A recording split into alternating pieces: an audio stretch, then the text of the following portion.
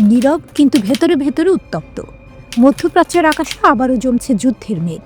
Iran বলছে তারা যুদ্ধ চায় না, কিন্তু যদি আবার হামলা হয় তাহলে পাল্টা জবাব দিতে তারা পুরোপুরি প্রস্তুত।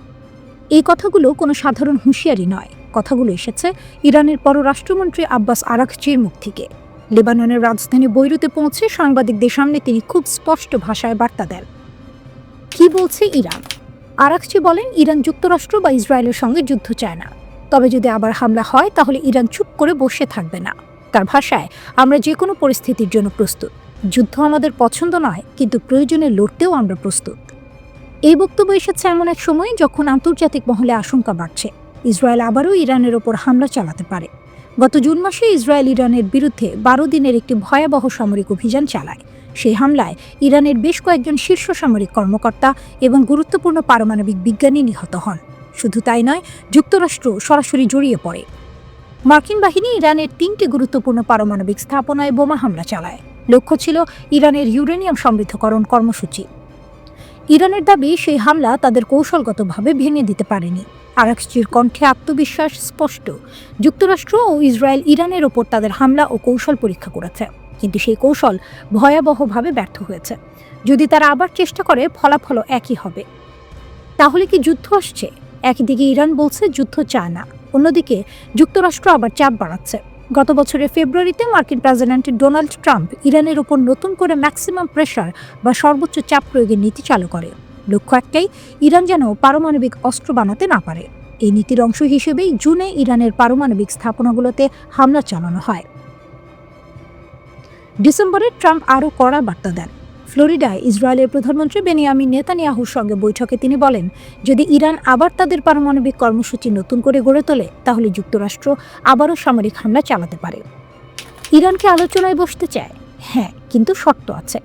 আরাঘচি বলেন, ইরান যুক্তরাষ্ট্রের সঙ্গে পারমাণবিক ইস্যুতে আলোচনায় বসতে প্রস্তুত, তবে সেই আলোচনা হতে হবে পারস্পরিক সম্মানের ভিত্তিতে, সমান স্বার্থের জায়গা থেকে, কোনো আদেশ বা চাপের মাধ্যমে নয়। তিনি স্পষ্ট করে বলেন, আলোচনা যদি হয় নির্দেশ আর হুমকির মাধ্যমে তাহলে তা কখনোই ফলপ্রসূ হবে না, কিন্তু যদি পারস্পরিক সম্মান থাকে তাহলে সমাধান সম্ভব। ইরান বর্তমানে 60% পর্যন্ত ইউরেনিয়াম সমৃদ্ধ করছে। এটা অস্ত্র তৈরির স্তর থেকে মাত্র এক ধাপ নিচে। 2015 সালে ইরান বিশ্বের বড় শক্তিগুলোর সঙ্গে একটি পারমাণবিক চুক্তি করেছিল, কিন্তু 2018 সালে ডোনাল্ড ট্রাম্প সেই চুক্তি থেকে যুক্তরাষ্ট্রকে একতরফাভাবে বের করে নেন। ইরানের দাবি, তাদের পারমাণবিক কর্মসূচি পুরোপুরি শান্তিপূর্ণ। তবে পশ্চিমা দেশগুলো ও জাতিসংঘের পারমাণবিক সংস্থা বলছে 2003 সাল পর্যন্ত ইরানের একটি সংগঠিত অস্ত্র কর্মসূচি ছিল। ইরানের রাস্তাগুলো এখন আগুনের শিখার মতো উস্কে উঠেছে। শহর গ্রামের মানুষ নেমে এসেছে বিক্ষোভে। আর সেই সঙ্গে দেশের সর্বোচ্চ নেতা আয়াতুল্লাহ আলী খামেনি নতুন করে সতর্কবার্তা দিয়েছেন। রাষ্ট্রীয় টেলিভিশনে তিনি বললেন, বিক্ষোভকারীরা অন্য দেশের প্রেসিডেন্টকে খুশি করতে নিজেরাই নিজেদের রাস্তা নষ্ট করছে। খামেনি জনগণকে সতর্ক করেছেন, বিদেশি শক্তির সঙ্গে কখনো যোগসাজশ করবেন না। যদি কেউ বিদেশিদের এজেন্ট হিসেবে কাজ করে, ইরানের সরকার এবং জনগণ তাকে প্রত্যাখ্যান করবে। তিনি যুক্তরাষ্ট্রের প্রেসিডেন্ট ডোনাল্ড ট্রাম্পের সমালোচনা করে বলেন, তার হাতে ইরানিদের রক্ত লেগে আছে। তিনি দাবি করেন, ইরানের জনগণের পাশে আছেন, কিন্তু তিনি সাধারণ মানুষকে নিয়ে কিছু ভাবেন না। খামেনি বললেন, অনেক বিক্ষোভকারী হয়তো ট্রাম্পের কথা বিশ্বাস করতে পারে, কিন্তু শুধু তাকে খুশি করতে তারা আগুন জ্বালাচ্ছে, রাস্তায় ভাঙচুর করছে। তিনি জনগণকে সচেতন থাকার এবং ঐক্য বজায় রাখার আহ্বান জানান। জাতি যে কোনো শত্রুর বিরুদ্ধে বিজয়ী হবে, বলেন খামেনি। 8 জানুয়ারি রাত থেকে তেহরান ও অন্যান্য শহরে বিক্ষোভ তীব্র আকার ধারণ করেছে। নির্বাসিত রেজা পাহলভি ইরানদের রাস্তায় নামার আহ্বান জানিয়েছেন। এদিকে ইরান সরকার দেশ জুড়ে ইন্টারনেট ও আন্তর্জাতিক টেলিফোন যোগাযোগ বন্ধ করেছে। সামাজিক যোগাযোগ মাধ্যমে ছড়িয়ে পড়া ভিডিওতে দেখা গেছে মানুষ আগুন জ্বালাচ্ছে, সরকার বিরোধী স্লোগান দিচ্ছে, রাস্তায় ভাঙাচোরা জিনিসপত্র পড়ে আছে। দীর্ঘ নীরবতার পর রাষ্ট্রীয় টেলিভিশন বিক্ষোভ নিয়ে খবর প্রচার শুরু করেছে। সেখানে বলা হয়েছে, যুক্তরাষ্ট্র ও ইসরায়েলের সন্ত্রাসী এজেন্টরা সহিংসতা ছড়িয়েছে। হতাহতের কথা স্বীকার করা হলেও বিস্তারিত জানানো হয়নি। খামেনি বিক্ষোভকারীদের বিরুদ্ধে কঠোর ব্যবস্থা নেওয়ার ইঙ্গিত দিয়েছেন।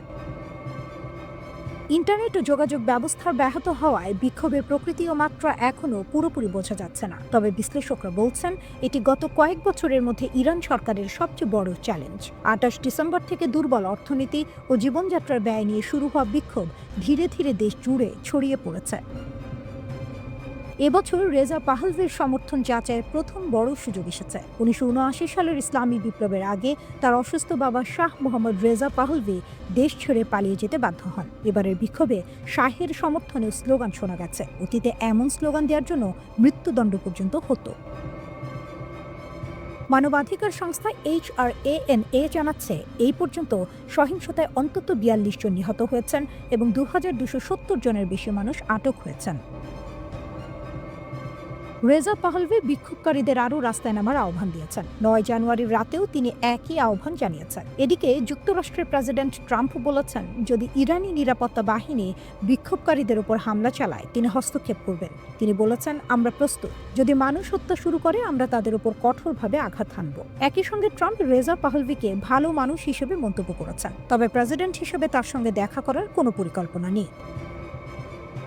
ইরানের সর্বোচ্চ নেতা খামেনি বলেন, দেশ শত্রুর কাছে আত্মসমর্পণ করবে না। 86 বছর বয়সী তিনি তার দীর্ঘ শাসনকালের সবচেয়ে অস্থির সময়ের মুখোমুখি, তবে তার সামনে কোনো সহজ পথ নেই। ইসরায়েলের প্রধানমন্ত্রী বেনিয়ামিন নেতানিয়াহু বলেছেন, ইরানি জনগণ তাদের ভবিষ্যতের নিয়ন্ত্রণ নিজের হাতে নিচ্ছে। এটি একটি সিদ্ধান্তমূলক মুহূর্ত। ইরানের রাস্তায় আগুন জ্বলছে, অর্থনীতি ডুবে যাচ্ছে, আর এখন দেশটির সর্বোচ্চ নেতা খুব বিরল একটি সরাসরি বার্তা দিলেন মার্কিন প্রেসিডেন্টের উদ্দেশ্যে। আয়াতুল্লাহ আলী খামেনি বলেছেন, ডোনাল্ড ট্রাম্পের হাতে ইরানের রক্ত লেপ্টে আছে। তিনি তাকে অহংকার, রক্তপাত এবং হস্তক্ষেপের জন্য দোষারোপ করেছেন। এমনকি বলেছেন, ইতিহাসে দেখেছেন শাসকরা কখনোই তাদের শক্তির শিখরে নিরাপদ থাকে না। ইরানের সব শহরের সাধারণ রাস্তাগুলো এখন যুদ্ধক্ষেত্র। মানুষ বের হচ্ছে, সরকারকে চ্যালেঞ্জ জানাচ্ছে, চলমান মুদ্রার অবমূল্যায়ন, মুদ্রাস্ফীতি এবং বাজার ভেঙে যাওয়ার ক্ষোভ প্রকাশ করছে। চিৎকার, বিক্ষোভ, সংঘর্ষ, ভাঙচুর সবকিছু মিলে গিয়েছে। এই অবস্থার মাঝে খামেনি জাতির উদ্দেশ্যে ভাষণ দিয়েছেন। বার্তাটি ছিল সরাসরি এবং ব্যক্তিগত।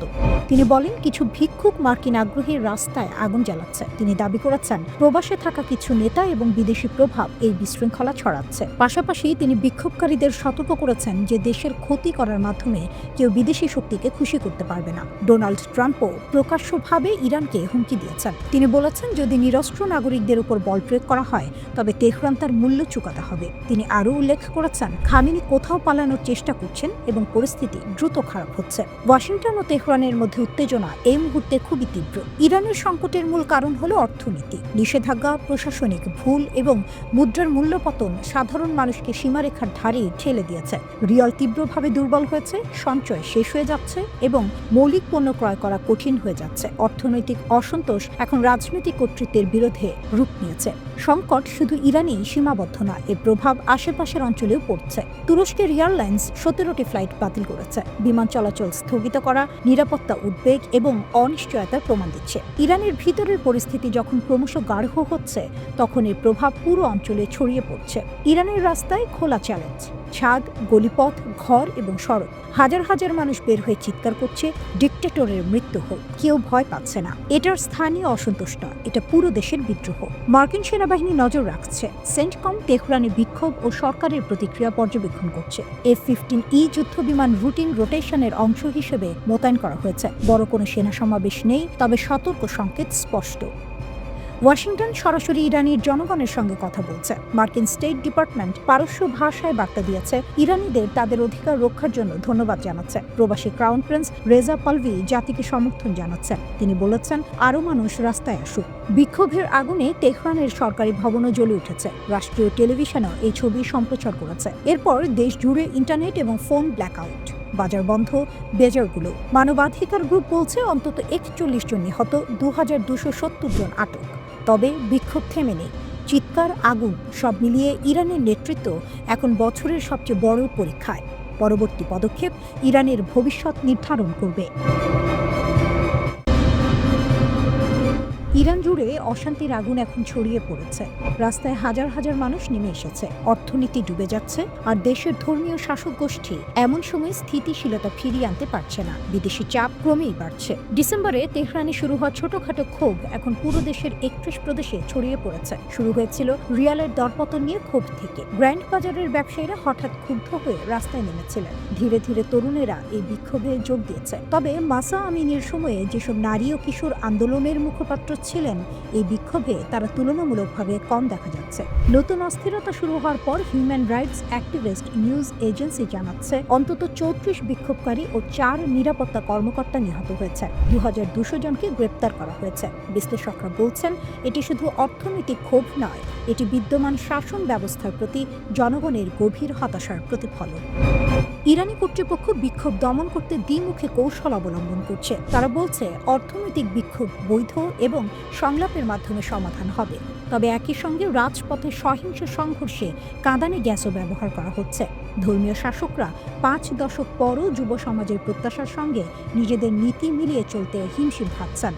রাজপথে তরুণরা শাসক গোষ্ঠীর আদর্শকামী নীতি মেনে চলতে চায় না। পোশাক বিধি থেকে শুরু করে বিদেশ নীতি, যা ইসলামী প্রজাতন্ত্রের মূল স্তম্ভ, তা 30 বছরের কম বয়সীদের কাছে গ্রহণযোগ্য নয়। তরুণরা মুক্তভাবে বাঁচতে চায়। মাসা আমিনি কেন্দ্রিক আন্দোলনের সময় যেসব নারী হিজাব বিধির বিরুদ্ধে সরব হয়েছিল, এবার অনেক নারী জনসম্মুখে হিজাব পরতে অস্বীকৃতি জানাচ্ছেন। চলমান বিক্ষোভে মানুষ আঞ্চলিক সশস্ত্র গোষ্ঠীর প্রতি তেহরানের সমর্থনকে নিন্দা করছে। তারা স্লোগান দিচ্ছে, গাজা নয়, লেবানন নয়, আমার জীবন ইরানের জন্য। এতে দেখা যাচ্ছে দেশের মানুষের আশা ও শাসক গোষ্ঠীর অগ্রাধিকারের মধ্যে দূরত্ব কতটা। ইরানের আঞ্চলিক প্রভাবও কমে গেছে।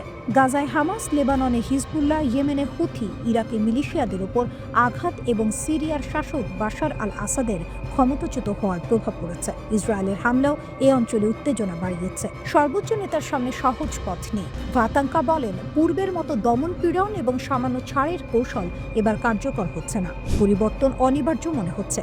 সরকারের পতন হতে পারে, তবে নিশ্চিত নয়।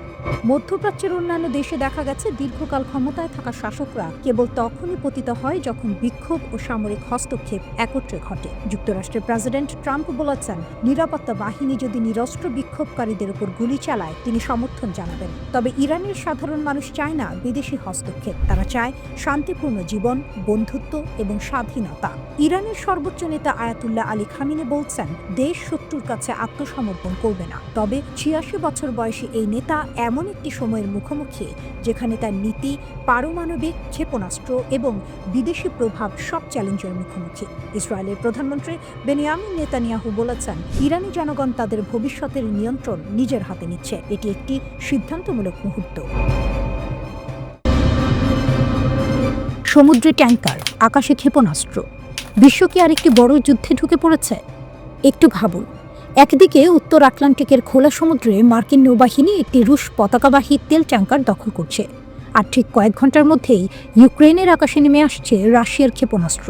ফলাফল, পুরো শহর অন্ধকার, মানুষ বিদ্যুৎহীন, ঠান্ডার মধ্যে হাসপাতাল চলছে জেনারেটরে। এটা কি কাকতালীয়, নাকি এটা ছিল একেবারে হিসাব করে দেওয়া বার্তা? ইউক্রেন অন্ধকারে, ইউরোপ শঙ্কায়। 7 জানুয়ারি রাশিয়া ইউক্রেনের দক্ষিণ পূর্বাঞ্চলে বড় ধরনের হামলা চালায়। দনিপ্রোপেট্রোপস্ক আর জপোরিঝোপিয়া দুটি অঞ্চল প্রায় পুরোপুরি বিদ্যুৎহীন হয়ে পড়ে। হাজার হাজার বাড়ি, দোকান, অফিস অন্ধকারে ডুবে যায়। রয়টার্স জানাচ্ছে, সবচেয়ে ভয়াবহ অবস্থা ছিল হাসপাতালগুলোতে। জীবন বাঁচাতে বাধ্য হয়ে তারা রিজার্ভ পাওয়ারে চলে যায়। জরুরি পরিষেবার কর্মীরা সারা রাত চেষ্টা করেন বিদ্যুৎ আর পানি ফেরাতে, কিন্তু তীব্র তুষারপাত আর হিমাঙ্কের নিচে তাপমাত্রা পরিস্থিতি আরও জটিল করে তোলে। ইউক্রেনের প্রধানমন্ত্রী স্পষ্ট ভাষায় বলেন, প্রতিদিনই আমাদের বিদ্যুৎ ব্যবস্থার উপর হামলা হচ্ছে। কর্মীরা চরম পরিস্থিতিতে কাজ করছেন। আবহাওয়া আরও খারাপ হলে বিপর্যয় বাড়বে। এমনকি বিমান হামলার সাইরেন পর্যন্ত বন্ধ হয়ে যায়। মানে ক্ষেপণাস্ত্র আসলেও মানুষ আর সতর্ক সংকেত পাবে না। এবার সমুদ্রে আগুন, রাশিয়া বনাম যুক্তরাষ্ট্র। এই হামলার কয়েক ঘন্টা আগেই ঘটে আরেক নাটকীয় ঘটনা। যুক্তরাষ্ট্র উত্তর আটলান্টিকে একটি রুশ পতাকাবাহী তেল ট্যাঙ্কার বেলা 1 দখল করে নেয়। অভিযোগ, জাহাজটি নিষেধাজ্ঞা ভেঙে ভেনেজুয়েলা, রাশিয়া আর ইরানের জন্য তেল পরিবহন করছিল। এটাকে বলা হচ্ছে শ্যাডো ফ্লিট, চুপিসারে নিষিদ্ধ তেল বাণিজ্যের নেটওয়ার্ক। মার্কিন কর্মকর্তারা জানান, ডিসেম্বর থেকে এই জাহাজটিকে ধাওয়া করা হচ্ছিল। শেষ পর্যন্ত আদালতের ওয়ারেন্ট দেখিয়ে জব্দ করা হয়। যুক্তরাজ্য এই অভিযানে যুক্তরাষ্ট্রকে সহায়তা করে। রাশিয়া ক্ষুব্ধ। মস্কোর দাবি, আন্তর্জাতিক আইনে এটা অবৈধ। তারা বলে, অন্য দেশের পতাকাবাহী জাহাজে শক্তি প্রয়োগের অধিকার কারণে। হোয়াইট হাউসের বার্তা, আমরা থামব না। হোয়াইট হাউসের মুখপাত্র ক্যারোলিন লিভিট স্পষ্ট করে দেন, এটা মার্কিন নিষেধাজ্ঞা প্রয়োগের অংশ। এই প্রশাসন শ্যাডো ফ্লিট মেনে নেবে না। জাহাজটি জব্দ করা হয়েছে আদালতের আদেশে। প্রয়োজনে ক্রুদের যুক্তরাষ্ট্রে এনে বিচার হবে। অন্যদিকে যুক্তরাজ্যের প্রতিরক্ষামন্ত্রী জন হিলি বলেন, এই জাহাজ ভুয়া পতাকা ব্যবহার করছিল। ইরান ও রাশিয়ার সঙ্গে এর গভীর যোগাযোগ আছে। এটি বৈশ্বিক নিরাপত্তার জন্য হুমকি।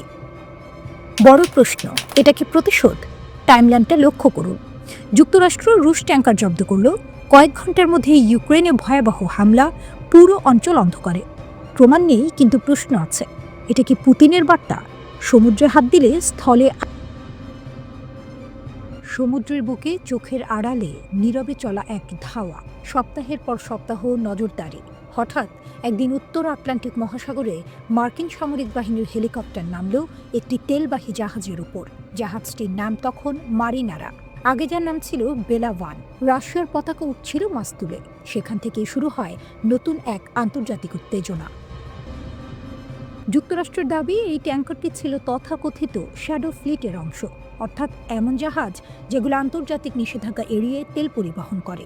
মার্কিন কর্মকর্তাদের মতে মারিনারা ভেনেজুয়েলা, রাশিয়া ও ইরানের মতো নিষেধাজ্ঞার আওতায় থাকা দেশগুলোর তেল বহন করছিল। শুধু তাই নয়, জাহাজটি নাকি বারবার নাম বদলেছে, রং পাল্টেছে, ট্রান্সপন্ডার বন্ধ রেখেছে, যাতে স্যাটেলাইট নজরদারি এড়িয়ে চলা যায়। এই অভিযোগের ভিত্তিতেই যুক্তরাষ্ট্রের একটি ফেডারেল আদালত জাহাজটি জব্দ করার অনুমতি দেয়। সে আদেশ বাস্তবায়ন করে যুক্তরাষ্ট্রের কোস্ট গার্ড ও সামরিক বাহিনী। অপারেশনটি হয় আন্তর্জাতিক জলসীমায়। এটাই সবচেয়ে বিতর্কিত বিষয়। রাশিয়ার বক্তব্য একেবারেই আলাদা। মস্কোর দাবি এটি ছিল একটি বেসামরিক জাহাজ, আন্তর্জাতিক আইন মেনেই চলছিল। আন্তর্জাতিক জলসীমায় রাশিয়ার পতাকাবাহী জাহাজে এই ধরনের অভিযানকে তারা বলছে অগ্রহণযোগ্য উস্কানি। রুশ পররাষ্ট্র মন্ত্রণালয়ের মতে এতে আন্তর্জাতিক নৌ পরিবহন ব্যবস্থা এবং সমুদ্রের স্বাধীনতা মারাত্মক হুমকির মুখে পড়েছে। এই ট্যাঙ্কারে মোট ২৮ জন নাবিক ছিলেন। তাদের মধ্যে ১৭ জন ইউক্রেনীয়, ৬ জন জর্জিয়ান, ৩ জন ভারতীয় এবং ২ জন রুশ নাগরিক। জাহাজে ওঠার পর যুক্তরাষ্ট্র রুশ ২ নাবিককে আটক করে। এখানেই পরিস্থিতি আরও ঘোলাটে হয়ে ওঠে। রাশিয়া সরাসরি যুক্তরাষ্ট্রের কাছে প্রতিবাদ জানায়। বিষয়টি দ্রুত রাজনৈতিক স্তরে পৌঁছে যায়। অবশেষে রাশিয়ার আবেদনের পর যুক্তরাষ্ট্রের প্রেসিডেন্ট ডোনাল্ড ট্রাম্প সিদ্ধান্ত নেয় আটক ২ রুশ নাগরিককে মুক্তি দেওয়া হবে। রাশিয়ার পররাষ্ট্র মন্ত্রণালয়ের মুখপাত্র মারিয়া জাখারোভা এই সিদ্ধান্তকে স্বাগত জানান এবং প্রকাশ্যে যুক্তরাষ্ট্রের নেতৃত্বকে ধন্যবাদ দেন। রাশিয়ার বিশেষ দূত কিরিল দিমিত্রিয়েভ বলেন, প্রেসিডেন্ট ট্রাম্প ব্যক্তিগতভাবেই রুশ নাগরিকদের মুক্তির নির্দেশ দিয়েছেন। মস্কো এখন দ্রুত তাদের দেশে ফিরিয়ে আনার প্রস্তুতি নিচ্ছে।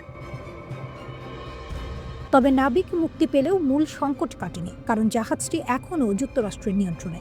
রাশিয়ার অভিযোগ, এই অভিযান আসলে একটি বিপজ্জনক দৃষ্টান্ত তৈরি করল। আজ একটি রুশ জাহাজ, কাল অন্য দেশের। আন্তর্জাতিক জলসীমায় শক্তির জোরে যদি এভাবে জাহাজ দখল করা হয়, তাহলে বৈশ্বিক বাণিজ্য ও নৌ নিরাপত্তা কোথায় দাঁড়াবে? এই ঘটনার সময় উত্তেজনা আরও বেড়ে যায় যখন খবর আসে জাহাজটির আশপাশে একটি রুশ সাবমেরিন এবং একটি যুদ্ধ জাহাজ অবস্থান করছিল। যদিও সরাসরি কোনো সংঘর্ষ হয়নি, তবে পরিস্থিতি যে কতটা স্পর্শকাতর ছিল তা সহজেই বোঝা যায়। যুক্তরাষ্ট্রের পক্ষ থেকে homeland security secretary Kristi Noem এই অভিযানের প্রশংসা করেন। তার ভাষায়, এটি ছিল নিষেধাজ্ঞা বাস্তবায়নের জন্য একটি সুনির্বাচিত ও সমন্বিত অপারেশন। যুক্তরাজ্যও স্বীকার করেছে তারা এই অভিযানে লজিস্টিক সহায়তা দিয়েছে। বিশ্লেষকরা বলছেন, সাম্প্রতিক সময়ে এটি সম্ভবত প্রথম ঘটনা যেখানে যুক্তরাষ্ট্র সরাসরি একটি রুশ পতাকাবাহী জাহাজ দখল করল। নাবিক মুক্তি হয়তো সাময়িকভাবে উত্তেজনা কমাবে, কিন্তু আসল প্রশ্নটা রয়ে গেল, আন্তর্জাতিক জলসীমায় ক্ষমতার সীমা কোথায়? নিষেধাজ্ঞা মানাতে গিয়ে কি বিশ্ব ধীরে ধীরে সমুদ্রের নতুন সংঘাতের দিকে এগোচ্ছে?